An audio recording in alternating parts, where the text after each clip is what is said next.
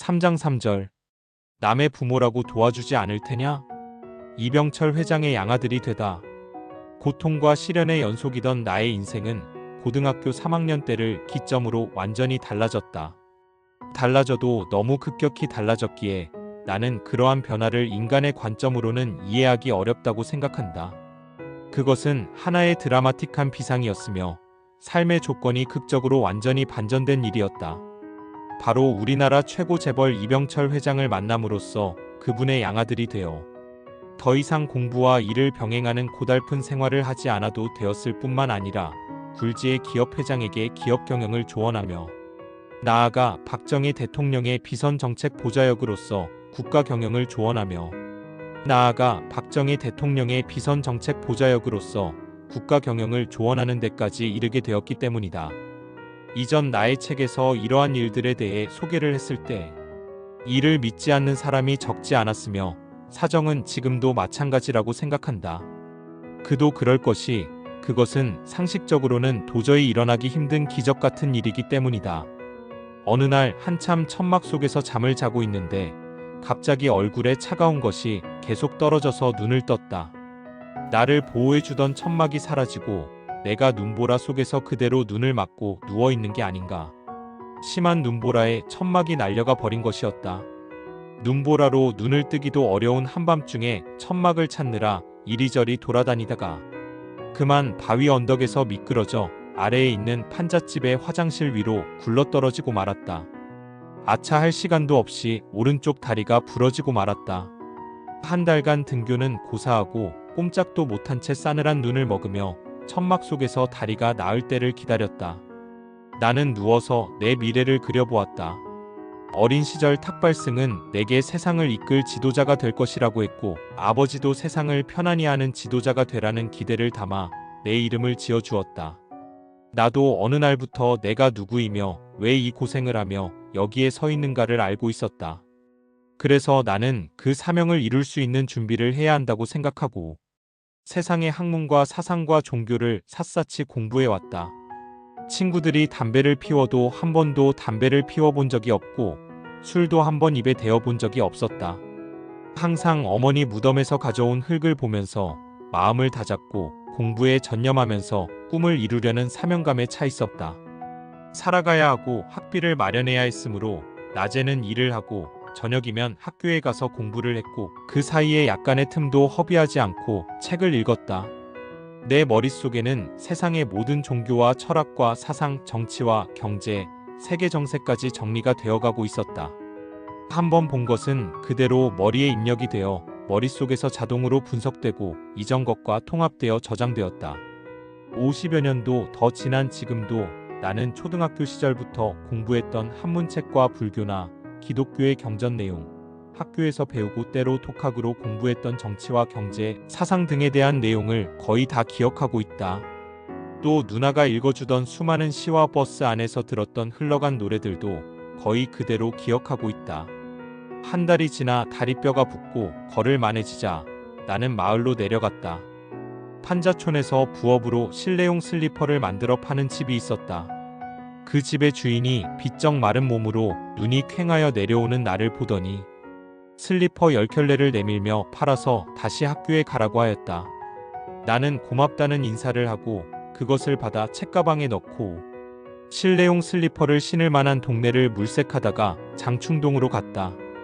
거기서 어느 집 대문 앞에 앉아서 책을 보며 대문이 열리기를 기다리고 있는데 어느 순간 대문이 열렸다. 대문 안을 바라보니 처음 보는 고급 승용차 한 대가 서 있고 운전기사인 듯한 남자가 나를 등지고 서서 열린 차 문을 붙들고 있었다. 그 열린 차 문 안으로는 아주머니가 걸터 앉아 신발을 갈아 신고 있었고 중년쯤 되어 보이는 다른 남자는 내가 있는 대문 쪽을 보고 있었다. 나는 책가방에서 슬리퍼 하나를 꺼내 들고 얼른 모자를 벗으며 쏜살같이 달려가 나를 향해 서 있는 어른에게 슬리퍼를 보이며 말했다. 저는 고등학생인데 이 슬리퍼를 다 팔아야 학교에 갈 수 있습니다. 제게 공부할 시간을 좀 주십시오. 꼭 은혜는 잊지 않겠습니다. 그러자 그 어른은 내 얼굴을 유심히 바라보더니 내 손을 붙들고는 잠시 들어가서 이야기를 좀 하자고 했다. 그러고는 신발을 갈아 신고 있던 아주머니에게 여보, 오늘은 외출을 취소하고 방에 좀 들어갑시다라고 했다. 외출하려던 것을 그만두고 나를 끌다시피 하여 방으로 들어간 어른은 집안일을 해주는 아주머니들을 부르더니 밥상을 차려오라고 했다. 그때는 몰랐지만 그 어른이 바로 우리나라 최고 재벌 기업 삼성의 창업자 고 이병철 회장님이었고, 신발을 갈아 신고 있던 아주머니는 그분의 부인이었다. 밥상이 차려져 나오자 그분은 밥을 갑자기 먹으면 목이 막힐 수 있으니 달걀 프라이부터 먹으라는 등 세심하게 배려를 하시며 내가 밥 먹는 것을 지켜보셨다. 내가 밥을 다 먹고 나자 그분은 내 이름과 사는 곳과 누구와 사는지 등을 물었다. 나는 혼자 산에서 살면서 낮에는 물건을 팔고 밤에는 야간 고등학교에 다니고 있다고 했다. 이야기를 다 듣고 나자 그분은 나더러 자신의 양아들이 되어 달라고 했다. 나는 뜻밖의 제안에 당황하며 곤란하다는 뜻을 비쳤다. 저는 부모님이 돌아가시고 비록 지금 혼자 살고 있지만 늘 가슴에 부모님을 모시고 있고 앞으로도 그렇게 살아야 한다고 생각하고 있습니다. 그러니 다른 사람의 양아들이 되는 것은 곤란합니다. 그분은 성은 바꾸지 않아도 좋고 그냥 양아들로 자신의 집에 와서 살면 된다며 나를 설득했다. 그리고 자신이 신발을 다 사줄 테니 시간을 두고 좀 생각해보라며 슬리퍼 10켤레 값으로 2,000원을 내 손에 쥐어주었다. 1시간이 넘도록 내가 거절 의사를 굽히지 않자 그분이 나에게 이렇게 물었다. 만약 내가 길바닥에 쓰러져 있는데도 너는 내가 남의 부모라고 도와주지 않을 테냐? 나는 그 말에 고개가 수그러졌다. 좋습니다. 그럼 제가 제 성을 그대로 갖는 걸로 하고 어르신의 양아들이 되겠습니다. 그리하여 나는 지독히도 가난한 고학생에서 한국 최고 재벌의 양아들이 되었다. 고등학교 3학년 다리가 부러져 스스로 깁스를 하고 한 달여 동안 산 중턱에서 눈을 주워 먹으며 견디다가 걸을 정도가 되자 야윌대로 야윈 몸으로 동네 사람의 온정이 깃든 슬리퍼를 팔러 갔다가 기적처럼 일어난 일이었다. 내 나이 19살 때였다. 나는 슬리퍼 값으로 받은 2,000원을 도로 내놓으며 제가 양아들이 되었으니 이제 이 돈은 필요 없습니다. 도로 받으십시오라며 돌려드리려 했다. 그분은 필요한데 쓰라며 극구 받지 않으려 하시다가 나의 완강함에 어쩔 수 없이 받아 넣었다. 그러고는 운전기사를 불러 내가 있는 곳에 같이 가서 짐을 싣고 오라고 했다.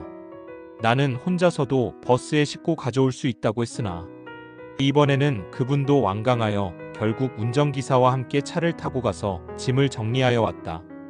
운전기사를 딸려보낸 것은 나만 보냈다가 혹시 내가 오지 않을지도 모른다는 염려에서였다. 그날 이후 나는 양아버지인 회장님과 시간이 날 때마다 많은 대화를 나누었다. 나는 지난날 내가 공부했던 유교, 불교, 기독교 등의 종교와 동서양의 사상은 물론이고 주역, 천문, 풍수지리, 관상 등의 동양학과 천부적인 천이지를 토대로 여러 문제에 대한 해결책을 제시하며 많은 말씀을 해드렸다. 회장님은 매우 진지하게 나의 말에 귀를 기울였다. 회장님은 그룹의 인사와 경영에 대해서도 물으셨고 나는 성심성의껏 내 생각을 말씀드렸다. 근로자와 관리자, 간의 수시로 근로관리자, 회의를 열어 노사가 함께 기업을 이끌고 기업은 근로자에게 최상의 대우를 하여 기업에 대해 근로자들이 충정과 주인의식을 갖고 회사 일을 할 수 있게 해야 기업이 갈등 없이 더욱 발전해 갈 수 있다는 것과 또 신입사원을 채용할 때 중요하게 고려해야 할 사항 등 12가지의 회사 경영 비결, 미래 유망 사업인 반도체 사업을 추진할 것 등을 말씀드렸다. 회장님은 내 말을 신뢰하고 실제 적용하여 아주 좋은 성과를 얻었고 이로 인해 나는 양아버지로부터 더욱 큰 신뢰를 얻게 되었다. 세계적인 기업을 키우려면 우리나라가 발전하려면 우선 경제적으로 일어서야 하고 자원이 별로 없는 우리나라에서 경제를 발전시키려면 인재 교육과 기술 발전이 중요하다. 그리고 무엇보다도 경제의 중요한 주체의 하나인 기업이 잘 되어야 한다. 나는 양아버지 이병철 회장님을 성심껏 보필하면서 점차 기업 경영에도 참여하게 되었다. 나는 기업이 잘 되기 위해서는 경영자의 경영 능력이나 마인드도 중요하지만 경영자와 근로자가 서로 화합하여 회사를 잘 되게 하는 것이 관건이라고 보았다. 그래서 용어도 공산주의에서 유래한 계급적 용어인 노동자 대신 좀 더 격상된 느낌의 근로자라고 하는 것이 좋고, 경영자는 조금 낮추어 관리자라고 하여 용어에서 오는 서로 간의 격차를 줄이는 것이 좋겠다고 생각했다. 그리고 근로자에게 좋은 대우를 해주어 회사가 잘 되면 자신도 잘 된다는 공동체 의식과 주인 의식을 갖도록 하는 것이 중요하다고 여겼다. 또 이들 근로자와 관리자가 공동의 주인으로서 한자리에 모여 회사 일을 의논하고 회사를 발전시킬 수 있는 방안을 모색하는 회의를 자주 열도록 하는 것이 필요하다고 생각했다. 나의 이러한 생각은 우리나라의 기업을 발전시켜 나라 경제를 발전시킬 수 있는 방안으로 지금도 변함이 없다. 일부에서 말하듯 기업에는 반드시 노동조합이 있어야 한다는 주장에는 나는 생각을 달리한다. 노조는 산업혁명의 어두운 그늘이 낳은 역사적 산물이다. 어두운 그늘을 없앤다면 굳이 노조가 있을 필요가 없다. 노사 갈등은 많은 에너지와 시간을 소모함으로써 기업이 발전해 나가는데 방해 요소밖에 되지 못한다. 노조가 없어도 근로자들이 충분히 좋은 환경에서 일하고 아무런 경제적 어려움 없이 살 수 있도록 할 수 있다.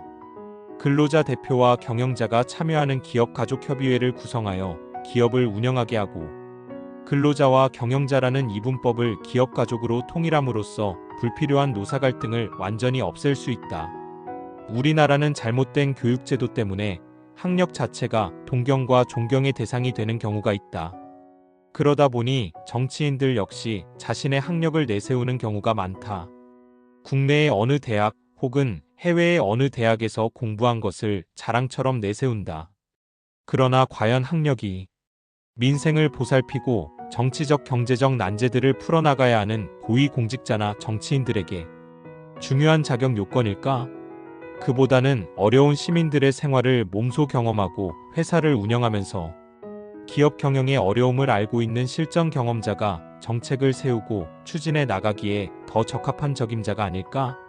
물론 어느 정도 공부를 한 사람이 안 한 사람보다는 유리한 것이 사실이다. 그러나 정책의 대상에 대해 아무런 현장 경험 없이 오로지 책상에 앉아 공부만 한 사람이 법을 만들거나 중요한 정책들을 결정하고 추진해 나가는 것은 한계가 있을 수밖에 없다. 현실 정치는 정치적 신념과 외국 학자들이 내세운 그럴듯한 정치경제 이론만으로 가능한 것이 아니다. 현장 경험과 현장에 대한 이해가 있어야 한다. 정책 효과에 영향을 주는 사람들의 경제 심리도 현장에서 터득할 수 있다. 현실 감각이 결여되면 정책 수립에 오류를 범하고 결과적으로 실정을 하게 되는 원인이 된다. 그러므로 정책을 수립하는 사람은 전문가뿐 아니라 정책의 대상이 되는 기업과 국민의 다양한 소리를 경청해야 하고 현장을 직접 돌아다녀 보아야 한다. 정책을 결정할 때는 어느 한쪽으로 치우쳐도 안 된다. 부익부 빈익빈을 해결해야 하겠지만 부자를 죄인처럼 취급하거나 강압적인 증세를 단행하는 것은 문제가 있다. 근로자의 소득을 증대시킨다고 최저임금을 높이면 중소자영업자의 고용부담이 증가하여 결과적으로 근로자의 해고가 발생하고 실업률의 증가로 귀결된다. 기업에 대한 규제 일변도의 정책은 기업을 옥죄어 기업 활동을 위축시키며 경제의 활력을 떨어뜨린다. 기업이 해외로 빠져나갈 우려도 있다. 노조 편만 들어서도 안 되고 사용자 입장만 생각해도 곤란하다. 현 정부가 그동안 집값을 안정시킨다고 각종 규제 정책을 내놓았지만 결과적으로 소기의 목표와는 정반대 결과를 초래했다. 정책을 세우고 추진하는 것은 이처럼 난해하고 복잡한 문제를 풀어나가는 과정으로 절대 책상에서 공부한 것만으로는 제대로 된 정책을 추진하기가 쉽지 않다. 학력으로만 될 일이 아니다. 그보다는 현실 감각과 전체를 꿰뚫어 볼 수 있는 통찰력과 분석력, 창의력을 포함한 문제 해결 능력이 더 중요하다. 최근 삼성 이건희 회장의 작고로 삼성의 상속세 문제가 이슈가 되었다. 자그마치 약 11조 원이라는 천문학적 액수의 상속세가 부과되었다. 그동안 국가혁명당은 삼성 살리기 상속세 폐지 운동을 벌여왔다. 상속세로 인해 최대 주주가 바뀌어 대한민국의 대표 기업이 외국 자본에 넘어갈 수도 있다는 우려에서였다. 많은 국민이 호응하여 상속세 폐지 운동에 동참했다. 그런데 삼성에 대해 비우호적인 감정을 가진 사람도 상당하다. 상속세라도 받아서 삼성을 견제하여 우리나라가 삼성공화국이 되는 것을 막아야 한다거나, 세습 재벌이 싫다는 의견 삼성을 쪼개서 작은 기업을 많이 만드는 것이 평등 실현 차원에서 나라에 유익하다는 의견까지 제시한다고 한다. 나는 국민의 이러한 정서를 이해한다. 극심한 빈부격차 속에서 상대적 박탈감에 시달리는 국민의 심정이 그렇게 표출된다고 여겨지기 때문이다. 그러나 그러한 생각은 굉장히 우려스러운 것이다. 상속세를 그대로 방치해왔기 때문에 우리나라에는 오래된 기업이 별로 없다. 사업을 접거나 해외 사모펀드에 매각되어 해외로 넘어갔기 때문이다. 유니더스, 37 등의 기업이 모두 그런 운명을 맞았다. 우리나라의 상속세율은 최고 50%이며 최대 주주의 경우에는 20%의 할증률을 적용한다. 일본의 경우에는 상속세율은 높지만 자식이 기업을 그대로 승계하는 경우 상속세가 면제되므로 업종 그대로의 오래된 기업이 대단히 많다. 스웨덴은 다국적 기업인 이케아가 상속세를 피하려고 해외 이전을 추진하려 하자 상속세를 즉시 폐지했다. 기업이 해외로 본사를 이전하면 국내로 들어오던 세금이 본사가 있는 곳으로 가게 된다. 국가로서는 이만저만한 손실이 아니다. 삼성은 국내 세수의 상당한 비중을 차지하고 있다. 삼성은 초창기에는 국내를 무대로 성장했지만 반도체 산업을 일으켜 해외 수출에 주력함으로써 해외에서 달러를 벌어와 국가 경제에 큰 역할을 하는 세계적인 기업이다. 국내에서보다는 수출을 통해 해외에서 돈을 벌어오는 비중이 훨씬 높다. 세계 각지에서 돈을 벌어 우리나라에 세금을 내는 것이다. 삼성 브랜드는 대한민국을 대표하는 브랜드로 전 세계 사람들에게 알려져 있다. 삼성으로 인해 우리나라 이미지가 격상된다. 국가 경제 규모가 커지고 세수가 증가하는 것은 물론이다. 삼성이 낸 세금이 누군가의 가정에 도움을 주고 어려운 누군가에게 힘이 되고 있을 수 있다. 하나의 기업을 세계적인 기업으로 키우는 일은 하루아침에 되는 일이 아니며 결코 쉬운 일이 아니다. 자국의 기업을 세계적인 기업으로 키우기 위해 엄청난 지원을 하는 국가가 많다. 국가 입장에서 세계적인 기업이 있다는 것은 여러 가지로 이익이 되기 때문이다. 어떤 이는 기업은 전문 경영인이 이끌어 가야지. 경영권을 세습해가는 것은 좋지 않다고 말하지만 그 견해에도 동의하기 어렵다. 자식이 부모로부터 경영권을 물려받은 경우가 전문 경영인이 채용된 경우보다 훨씬 더 투철한 사명감과 책임감, 주인의식을 가지고 일할 수 있다. 전문 경영인으로 채용된 경우에는 급여를 받는 사람이기 때문에 아무래도 주인의식이 약할 수밖에 없다. 세습이라는 것에 거부감을 가질 필요도 없다. 솔직히 작은 사업이라도 자신이 열심히 노력해서 일군 것이라면 자손에게 물려주고 싶은 것이 인지상정이다. 규모가 크든 작든 인간의 이런 마음을 무시하는 것은 바람직한 태도가 아니다. 우리는 다른 사람이 잘 되는 것에 박수를 보낼 줄 아는 넓은 마음을 키워야 한다. 그런 마음으로 일을 하다 보면 내가 하는 일도 잘 되는 것이 세상 이치이다. 국가 경제 발전에 지대한 공헌을 하는 삼성기업이 천문학적인 상속세로 위기를 맞고 있다는 사실을 국가는 냉철하게 생각하고 소탐대실의 우를 범하지 않아야 한다. 11조 원의 상속세를 탐하다가 세계적 기업을 다른 나라에 빼앗길 수도 있다는 점을 잊지 말아야 한다. 우리의 토종 기업이 외국 자본에 잠식되어 소유권을 잃을 수도 있는 위험을 안겨주는 상속세는 하루속히 폐지해야 마땅하다고 본다.